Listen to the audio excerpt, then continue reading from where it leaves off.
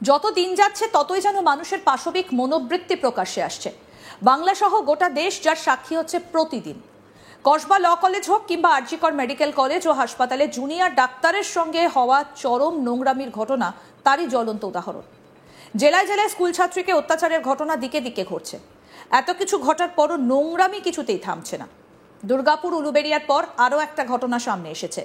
বাড়ির সামনে শব্দবাজি ফাটানোর প্রতিবাদ করায় প্রতিবাদী দম্পতিকে রাস্তায় ফেলে মার, সঙ্গে মহিলার গোপন জায়গায় হাত এবং সম্মানহানি করার চেষ্টা করা হয়। শুধু তাই নয়, পুলিশকে জানালে জানে শেষ করে দেবার হুমকিও দেওয়া হয় বলে অভিযোগ। কি ভয়াবহ পরিস্থিতি একবার ভাবুন। ছি, ভাবলেই লজ্জা লাগে। গত মঙ্গলবার তারস্বরে মাইক বাজানোর প্রতিবাদ করায় জান খোয়াতে হয়েছিল দক্ষিণ ২৪ পরগনার সোনারপুর থানার কুষ্টিয়া এলাকার সনাতন নস্করকে। তার রেশ কাটতে না কাটতে বাড়ির সামনে শব্দবাজি ফাটানোর প্রতিবাদ করে বেপরোয়াভাবে দুষ্কৃতীদের হাতে মার খেলেন প্রতিবাদী স্বামী ও স্ত্রী। শুক্রবার রাত ১০টা নাগাদ শব্দবাজি ফাটানো নিয়ে দুই প্রতিবেশীর মধ্যে তুমুল বচসা শুরু হয়। পরে পরিস্থিতি উত্তপ্ত হয়ে ওঠে। সেই সঙ্গে প্রতিবাদীকে বেধড়ক মার শুরু করে প্রতিবেশী পরিবারের সদস্যরা। প্রতিবাদী স্বামীকে মার খেতে দেখে ছুটে আসেন তার স্ত্রী। তখনই একাধিক পুরুষ এবং কয়েকজন মহিলা মিলে স্বামী স্ত্রীকে মারতে থাকে। সেই সময় বেশ কয়েকজন পুরুষ ওই মহিলার সম্মানহানি করে বলে অভিযোগ। থানায় অভিযোগ জানাতে গেলে নির্যাতিতা এবং তার স্বামীকে শেষ করে ফেলার হুমকি দেন অভিযুক্তরা। এই ঘটনার পর সোনারপুর থানায় গিয়ে অভিযুক্তদের বিরুদ্ধে অভিযোগ দায়ের করেছেন ওই আক্রান্ত দম্পতি। এই ঘটনার বিষয়ে প্রতিবাদী যুবক কি বলছেন আসুন শোনাই। তো ব্যাপারটা হচ্ছে, বাইরে ইলেকট্রিক স্কুটিটা চার্জ দিচ্ছিল, ঠিক আছে। এবার আমি অনেকক্ষণ ধরেই ঘরের মধ্যে থেকে চকলেট বোমার আওয়াজ পাচ্ছি, মানে খুব জোরে জোরে আওয়াজ হচ্ছে। এবার আমি বাইরে গেছি স্কুটিটা তুলতে, কারণ যেহেতু চার্জ হচ্ছে ইলেকট্রিক্যাল জিনিস, একটা স্পার্কেই তো গাড়িটা আগুন ধরে যেতে পারে, তো সেই জন্য আমি তুলতে গেছি। তো ভালো কথা। এবার গাড়ির সামনে একটু ময়লা পড়েছিল, তো সেই জন্য আমি কি করেছি, ওখানে কল আছে, কল থেকে হালকা করে কাপড়টা ভিজিয়ে ওখানে মুছতে যাও। এবার ওরা ওখানে কনস্ট্যান্টলি ওরকম করে বাজি আমার দিকে ছুটছে, ঠিক আছে। এবার আমি ওখানে কলেজে মানে ওটা ধুচ্ছি কাপড়টা, হঠাৎ করে আমাকে এসে বলছে, এখানে দাঁড়িয়ে আছো কেন? আমি বলছি, তো আমি দাঁড়াতে পারি না এখানে, এটা কি ধরনের কথা আপনারা বলছেন? তখন বলে, দেখো, যদি বোমা টোমা, আমরা এখানে বোম ফোম ফাটাচ্ছি, যদি বোমা টোমা লাগে তাহলে কিন্তু আমরা এর কোনো দায়ী নেব না, যা কনসিকুয়েন্স হবে আমরা কিন্তু এর কোনো রেসপন্সিবিলিটি নেব। এবার আমি বললাম, ঠিক আছে, কিন্তু এটা তো উচিত না, কারণ যদি আমার লাগে আমি তো অবশ্যই বলবো। তারপরে এরকম করে একটা বোমা ছুড়লো, আমার পায়ে পুরো এসে লাগলো, পায়ে ফোসকা পড়ে গেছে, আমার এখনো দাগ আছে। আর বললো, এটা কি তোর বাপের রাস্তা, মানে এইরকম ভাষায় আর কি উল্টো পাল্টা বলছে। এবার আমার মাথা গরম হয়ে গেছে, আমি প্রতিবাদ করেছি। তারপরে উল্টো পাল্টা ভাবে চেঁচাচ্ছে, ফেট দিচ্ছে, একে তাকে ডাকবে। তারপরে আমার ওয়াইফ বেরিয়েছে, বেরিয়ে আর জিনিসটা ভিডিও রেকর্ডিং করতে গিয়ে ওকে প্রচণ্ডভাবে মারা হয়, রাস্তায় ফেলে রীতিমতো মারা হয়, চুলের মুঠি ফুটি ধরে। তারপরে মানে ঘুষি, কিল, চর এসব তো চলেই। আর ওই একজন আছে আনন্দ মোহন চক্রবর্তী, উনি প্রাইভেটসে কাজ করে, যেটা একদমই অ্যাকসেপ্টেবল না। হ্যাঁ, থানায় জানানো হয়েছে, লিখিত দেওয়া হয়েছে, লিখিত মানে রিটিন কমপ্লেন্ট। এখন পুলিশ বলছে যে হ্যাঁ, পুলিশ এসেছিল আর পুলিশ স্টেপ নেবে, মানে এখনো নেয়নি, তবে ফার্দার ইনভেস্টিগেশন হবে। না না না, এখনো হয়নি।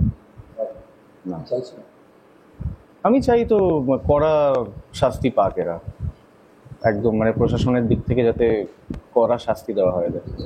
আমাদের আইনি ব্যবস্থা বলতে গেলে আমার মনে হয় না খুব একটা করা, আরও মানে প্রশাসনকে, অ্যাডমিনিস্ট্রেশনকে আরও প্রিকশনারি স্টেপস নিতে হবে, যাতে কিনা আমাদের মেয়েরা সেফ থাকতে পারে। আমাদের তো অনেকই ঘটনা হচ্ছে, এই তো কদিন আগে আরজি কর হসপিটাল বা যাদবপুর ইউনিভার্সিটিতে যেগুলো হচ্ছে, সেগুলো তো একদমই মেনে নেওয়া যায় না। এবং তার এগেনস্টে যা যা স্টেপ নেওয়া হচ্ছে, মানে আমার মনে হয় না যে সেগুলো মানে খুবই মানে সেরকম ফলাফল দিচ্ছে আমাদের, মানে যারা করেছে আর কি, তারা উপযুক্ত শাস্তি পাচ্ছে। আমার মনে হয় প্রশাসনকে একটু কড়া হতে হবে আর কি। ঘটনার পর থেকে যথেষ্ট আতঙ্কিত ওই মহিলা। কিভাবে রাস্তায় বেরোবেন সেই দুশ্চিন্তার মধ্যেই তিনি কাটাচ্ছেন।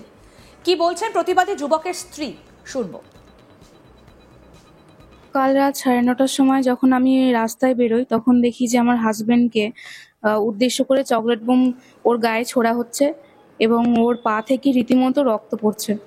তো আমি সেই জিনিসটার প্রতিবাদ করাতে পলি চক্রবর্তী এবং তার বাড়ির সদস্যরা আমার ওপরে চড়াও হয় এবং আমি সেটা প্রমাণ রাখার জন্য আমার ফোনটা যখন ভিডিও রেকর্ড করতে নিয়ে যাই, আমার ফোনটা প্রথমত কেড়ে নেওয়া হয়। আমি তাও যতটুকু পেরেছি রেকর্ড করেছি এবং ওর জেঠু যিনি ছিলেন উনি নিজেকে পুলিশ বলে দাবি করছেন এবং বলছেন যে যদি আমি এই বিষয়ে আর কিছু করি, কোনো স্টেপ নিই আমাকে মারধরের পরে, তাহলে ওনারা দেখে নেবেন পরে এবং আমার বাড়িতে ছেলে ঢুকিয়ে দেওয়া হবে।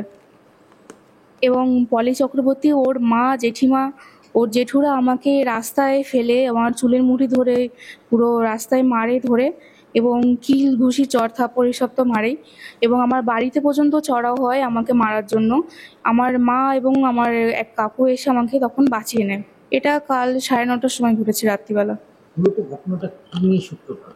মূলত ঘটনাটা হচ্ছে যে একটা চকলেট বোম নিয়ে। চকলেট বোম রাস্তাতে এসে ফাটাক, কোনো অসুবিধা নেই, কিন্তু একজনকে উদ্দেশ্য করে তুমি ফাটাচ্ছ, তার গায়ে ছুঁড়ে মারছো। এবং আমাদের ইলেকট্রিক স্কুটিটা বাইরে দাঁড় করানো ছিল। ইলেকট্রিক জিনিসে সবাই জানে যে সেটা চার্জে বসানো অবস্থাতে যদি কোনো রকম কোনো কিছু আগুনের ফুলকি বা কিছু এসে লাগে, পুরো জিনিসটা কিন্তু বিস্ফোরণ করবে।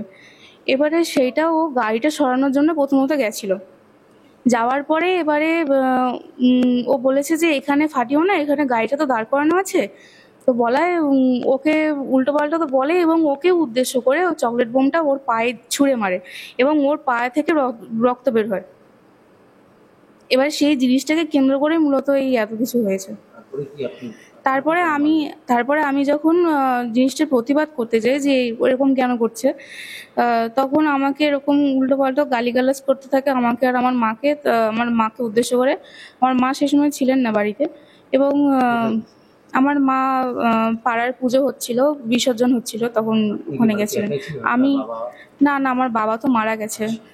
তো আমি আর আমার হাজবেন্ডই ছিলাম।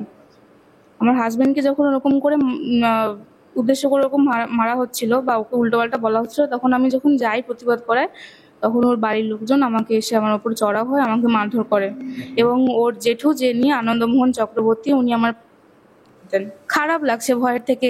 একটা মেয়ের কাছে তার মান সম্মানটাই অনেক বেশি। আমার কালকে আমার সাথে যা করা হয়েছে, এটার পরে আমি জানি না আমি কিভাবে রাস্তায় বেরোবো বা কি। আমার সামনে কলেজ আছে, আমার পড়াশোনা আছে, এরপরে আমি কি করবো আমি নিজে জানি না। আরো আপডেট পেতে দেখতে থাকুন আজ তাক বাংলা। সাবস্ক্রাইব করুন, নোটিফিকেশন পেতে বেল বাটন অপশন প্রেস করুন।